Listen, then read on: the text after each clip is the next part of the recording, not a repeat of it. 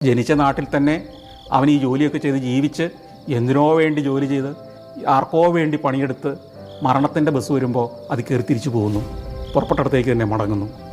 അതിനേക്കാൾ നല്ലത് നിങ്ങൾ ചെന്നിറങ്ങിയ ബസ് സ്റ്റാൻഡിൽ നിന്ന് ഒന്ന് ഇറങ്ങി നടക്കുക, കാണുക, അവിടുത്തെ ജീവിതത്തെ അനുഭവിക്കുക, അവിടുത്തെ രുചികളെ ആസ്വദിക്കുക, അവിടുത്തെ കാഴ്ചകളും സുഗന്ധങ്ങളും പരമാവധി വലിച്ചെടുക്കുക, അതിനെ മനസ്സിൽ നിറയ്ക്കുക.